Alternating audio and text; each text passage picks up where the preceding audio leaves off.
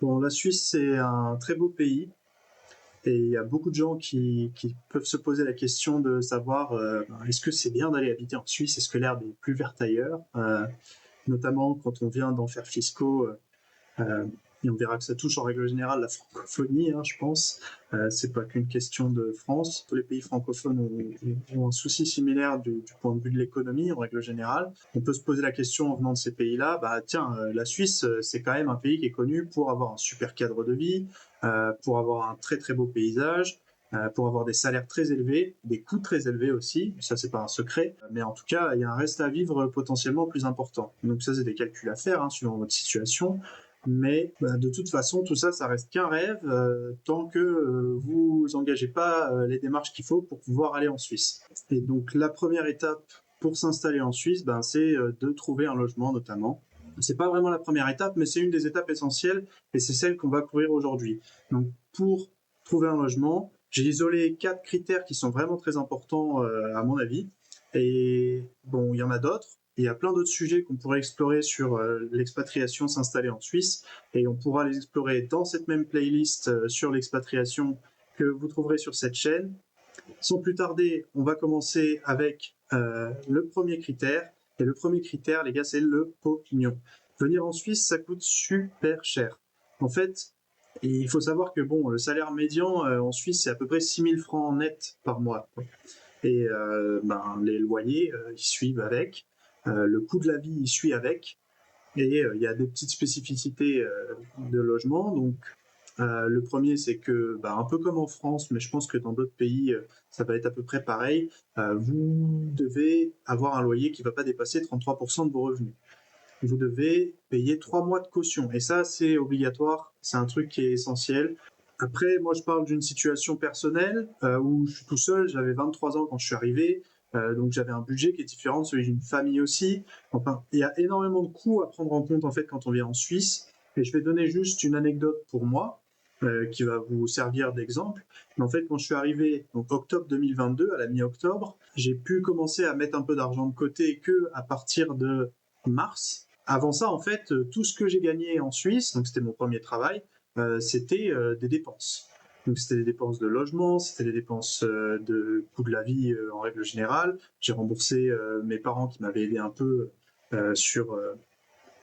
pour pouvoir me loger au départ. Enfin, toutes ces démarches-là de départ, il faut les inclure dans le coût, y compris la caution. Et au final, ben, ça représente quand même une dépense sur 5 mois et demi, 6 mois, de la totalité du budget qui m'était disponible de 32 000 francs sur cette période est complètement partie. Voilà. Et après ça, j'ai pu commencer à mettre de côté. Donc c'est quelque chose qui est hyper important. Le budget, le pognon, il faut vraiment beaucoup d'argent pour pouvoir vivre en Suisse. Un petit chiffre rond sympa pour vous donner une idée, ça serait de dire bah, il faut 2500, 3500 francs par mois pour quelqu'un qui est seul, qui a mon âge, qui n'a pas besoin de moyens énormes. Par contre, pour une famille, si vous êtes un couple avec 2 enfants, bon, bah, ce sera plus 6500, 8500, quoi. Donc c'est quelque chose qui est à prendre en compte. Donc ça amène quand même sur un point particulier, c'est que avant de venir, il vous faut bien sûr du cash en amont, au moins quelques milliers de francs, voire 10 000 hein, pour être sûr, et encore ça dépend de votre situation à nouveau, mais surtout il faut un revenu en fait. C'est-à-dire que vous n'êtes pas en Suisse si vous n'avez pas de travail, si vous n'avez pas trouvé quoi que ce soit, ou si vous n'avez pas d'entreprise qui vous verse un revenu récurrent, quoi.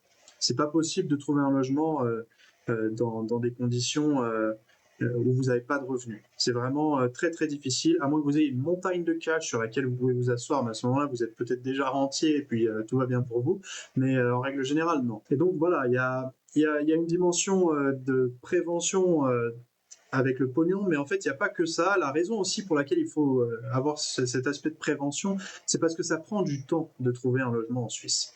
Donc, je vais vous partager des petites ressources qui sont intéressantes, que ce soit à côté pognon ou temps, ou comment est-ce qu'on fait les démarches pour pouvoir trouver un logement correctement. La première, donc ça va conclure la dimension pognon, ça va être le site Real Advisor. Vous pouvez voir les prix du mètre carré par an en moyenne sur toute la Suisse. Et puis vous voyez qu'il y a des sacrées disparités.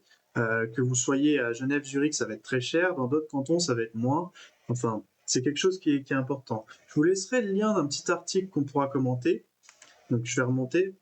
On voit un comparatif des 26 cantons et puis des communes sur pas mal de critères, donc l'attrait financier, les impôts, les loyers, les frais pendulaires avec les transports publics, bon bah c'est les déplacements quoi, hein, et puis les primes d'assurance maladie et les coûts de garde d'enfants. C'est des choses à prendre en compte en amont.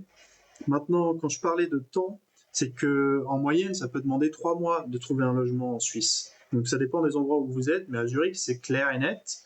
Et vous pouvez le comprendre en regardant juste l'échelle qu'il y a en bas. C'est-à-dire que les taux qu'on voit ici, c'est les taux de vacances de logement sur 2024 par canton.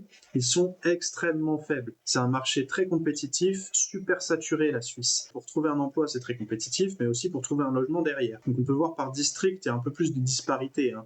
Et puis alors par commune, encore plus. Mais c'est vrai que c'est quelque chose d'assez fou, quoi. Donc, comment on fait dans un marché comme ça pour s'orienter? Il y a pas mal d'outils différents qu'on peut utiliser, mais en fait, le truc, c'est les annonces en ligne. Vous avez pas mal de sites importants. Donc, il y a ImmoScout, HomeGate, qui sont les deux gros mastodontes. Il y a Tutti, qui peut être intéressant, et Anibis, qui sont des sites d'annonces en ligne qui appartiennent probablement à la même entreprise. Et après, il y a des sites un peu particuliers comme VG Zimmer. Donc, la colocation, c'est quelque chose qui marche super bien. Si vous êtes jeune comme moi et que ça fait sens d'être en colocation, c'est quelque chose qui marche très bien apparemment. Et Flatfox.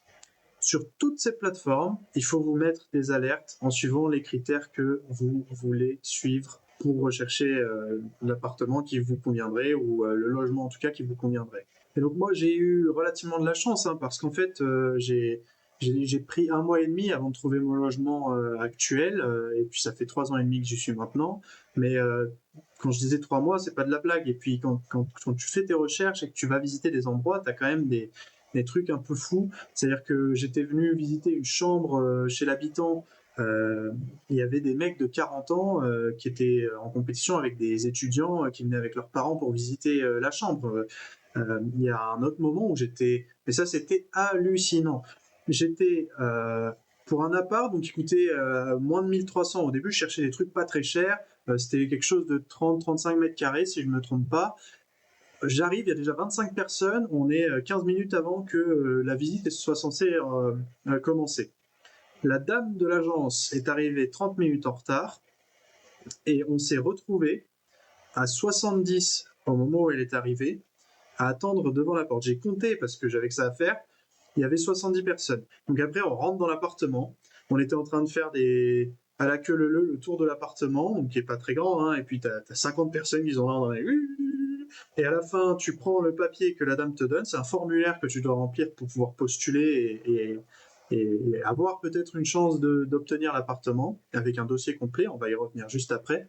C'était vraiment hallucinant. Et donc quand tu ressors de là, tu vois encore 50 personnes qui attendaient dehors. Enfin, je veux dire, c'est vraiment un marché qui est extrêmement tendu. Donc en fait, il faut faire beaucoup de volume. C'est pour ça que je dis il faut des recherches qui vous envoient des emails sur tous ces sites-là, parce qu'en fin de compte, c'est ça qui vous permettra de répondre le plus vite possible, parce que vous serez des centaines à faire ça aussi. Donc ça, c'est quelque chose qu'il faut absolument faire. Et puis, il faut essayer de trouver des annonces où vous voyez pas d'agence, parce que quand vous êtes en contact avec des particuliers, ça peut être un peu plus intéressant pour le contact, et des annonces de repreneurs de bail. Parce qu'en fait, en Suisse, ça se fait beaucoup de je vais quitter mon appartement, bon, je vais trouver quelqu'un pour me remplacer au sein de mon appartement pour mon propriétaire. C'est-à-dire que c'est quelque chose qui est assez ancré dans les coutumes. Je ne sais pas si c'est quelque chose de légalement obligatoire, mais c'est un point qui est important à mentionner ici. Donc, je vous parlais du dossier de candidature. Alors ici, vous avez la liste des choses qu'il vous faut pour un dossier de candidature complet. Alors c'est assez typique, hein. Vous avez carte d'identité, permis de séjour et permis de travail, on va revenir là-dessus juste après. Les assurances, donc, notamment l'assurance ménage, mais souvent c'est compris dans l'assurance responsabilité civile. Il vous faut un contrat de travail ou des bilans, parce qu'on a dit sans revenu c'est mort.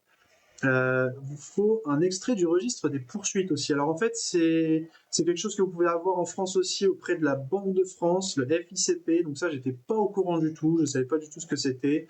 N'appelez pas votre banque perso pour avoir un espèce de registre des poursuites parce qu'ils vont vous faire payer pour rien. Et c'est pour voir si vous n'avez pas de dette. Donc il y a le formulaire, là, le papier que la dame te donne alors que vous êtes, elle a 130 copies pour les distribuer à tout le monde. Donc qui va être le formulaire pour postuler et potentiellement une lettre de motivation. Et si vous avez des lettres de référence de votre précédent bailleur, ça peut être intéressant, de votre employeur aussi. Et puis si jamais vous avez besoin, bah, un garant. Donc voilà, hein, même armé d'un dossier de candidature complet, parce que j'avais pas un dossier pourri, moi j'avais un travail quand je suis arrivé. Avec un contrat déjà en poche. J'ai mis 1 mois et demi à trouver, et puis pendant ce mois et demi, bon bah il faut que vous trouviez un logement temporaire, parce qu'en fait, comme je viens de dire, on a le permis de travail, permis de séjour qu'il faut avoir avant de pouvoir chercher un logement. Et pour ça, il vous faut déjà une boîte aux lettres. Il vous faut un endroit où vous vivez déjà. Donc, en fin de compte, moi, j'avais passé 1 mois et demi en auberge de jeunesse. Hein, donc, ça me coûtait pour dormir avec 7 personnes, dont certaines nuits, un mec énorme qui ronflait. Bon, j'ai de la peine pour lui, hein, mais ça faisait vraiment un concert de trompettistes en une seule personne à 4 heures du mat. Bah, moi, je suis passé par là parce que je suis jeune, je suis aventureux. Après, c'est des choses, ça se négocie avec soi-même. Quelles sont les conditions qu'on est prêt à accepter pour un logement temporaire? Mais juste, la raison pour laquelle je fais cette précision, c'est parce que même ça me coûtait aussi cher que mon logement actuel. Et mon logement actuel, c'est 30 mètres carrés en colocation avec 4 personnes et ça me coûte entre 1400 et 1500 francs suisses par mois. Donc c'est pas donné, hein, la Suisse. C'est quelque chose qui est à prendre en compte. Et donc ça me coûtait à peu près la même chose pour dormir avec 7 personnes, quoi. Donc ça non plus c'est pas donné. C'est pour ça qu'il faut un peu de cash en avance, parce que si vous voulez une chambre solo, bon bah il va falloir mettre un peu de côté en amont, quoi. Donc c'est tout pour aujourd'hui. Comme je le disais, bah, on a survolé pas mal de sujets différents, donc on va conclure un petit peu. Le premier critère important pour trouver un logement sur les 4 critères que j'ai isolés aujourd'hui, c'est le pognon. Il vous faut du revenu, que ce soit au travers d'une entreprise ou d'un job. Il vous faut un contrat de travail, donc à minima, et du cash. Il faut une bonne trésorerie quand même avant de débarquer là-bas. Il vous faut du temps, il faut préparer en amont toutes ces démarches, il vous faut un dossier de candidature complet et il faut faire du volume. Il faut aller chercher ces offres. Dès que vous recevez un email, vous répondez, vous envoyez un message préécrit et vous foncez. Donc c'est les 4 piliers, je pense, pour trouver un logement en Suisse. Il y a plein d'autres petites choses qu'on pourrait aller détailler.